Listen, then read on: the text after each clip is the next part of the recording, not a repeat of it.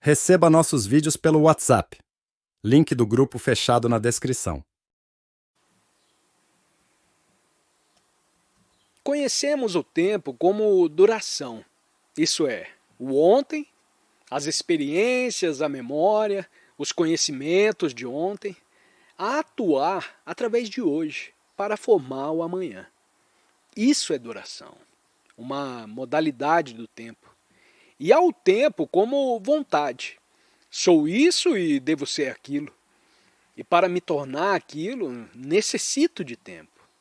Isto é, gradualmente, através do amanhã, do depois de amanhã, realizarei. Virei a ser o que quero ser. E temos ainda o tempo como esforço. Quer dizer, para vir a ser, para nos modificarmos de acordo com um ideal, uma utopia, um padrão, fazemos um esforço que requer tempo. E ao tempo como pensamento. São essas as coisas que vamos examinar. Em primeiro lugar, a nossa mente, o mecanismo do pensamento. O pensamento, é óbvio, resulta do tempo. O cérebro, toda a estrutura cerebral é resultado do tempo de muitos e muitos anos. Foi preciso todo esse tempo para nos tornarmos o que somos. E o pensamento, o processo integral do pensar, baseia-se no tempo, sendo o tempo saber, experiência, a acumulação de conhecimentos que forma a memória. Assim, quando um desafio se apresenta, quando nos fazem uma pergunta, respondemos em conformidade com o nosso saber e conhecimentos, ou seja, com a memória. Esse processo envolve tempo. Por favor, compreenda. Por essa palavra, não entendo compreender intelectualmente. Podemos ouvir as coisas intelectualmente, concordar ou discordar, ou lhes acrescentar mais alguma coisa. Mas esse compreender não é a compreensão total. Quando compreende alguma coisa com essa compreensão total, a ação é simultânea. Não há primeiro compreender e depois agir. Quando compreende essa própria compreensão, é ação. Assim, não estamos a investigar intelectual ou verbalmente a questão do tempo. Estamos investigando se é possível a um ente humano como tal, a viver nesse mundo, a funcionar nesse mundo, se lhe é possível compreender e atuar totalmente. Não por meio do passado, não como artista, cientista, economista, comunista, religioso, etc, etc e etc. Isso é todo fragmentado.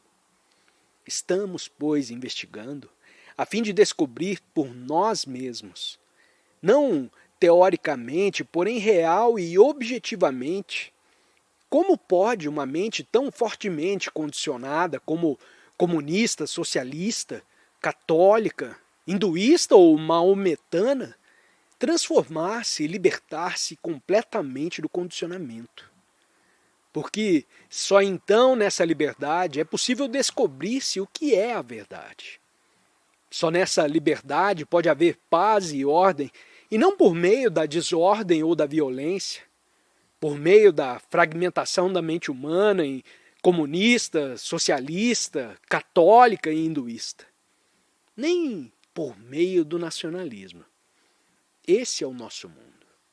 E nele temos de viver como entes humanos, e não como americanos, russos, hinduístas ou muçulmanos. E para vivermos em paz, necessitamos da ordem. Mas esta só é possível quando há liberdade. E essa liberdade só alcançamos ao compreendermos a inteira estrutura psicológica da mente humana. Assim, revela escutar o que se está dizendo, sem concordar nem rejeitar.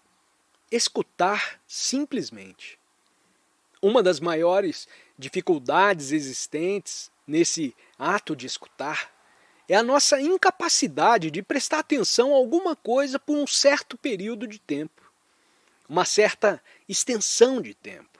Vieram aqui, após ter passado um longo dia num escritório detestável, a cumprir uma rotina desinteressante, pouco significativa, e cansados como estão, procuram compreender o que se está dizendo.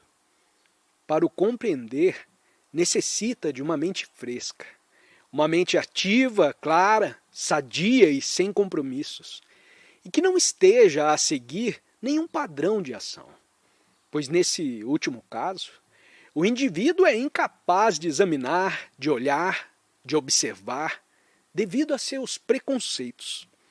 Assim estamos investigando por nós mesmos a natureza do tempo, pois estamos condicionados para pensar que tudo depende do tempo, que temos de atravessar certas fases, passar pelo nacionalismo antes de alcançarmos o internacionalismo e posteriormente outra coisa a mais. Isto é, tese, antítese e síntese. Isso exige tempo. E se examinarmos a inteira estrutura do tempo, veremos que o tempo gera a desordem e não a ordem. Portanto, para promovermos a ordem em nós mesmos e na sociedade, requer-se ação imediata, e não a ação dependente do tempo como duração.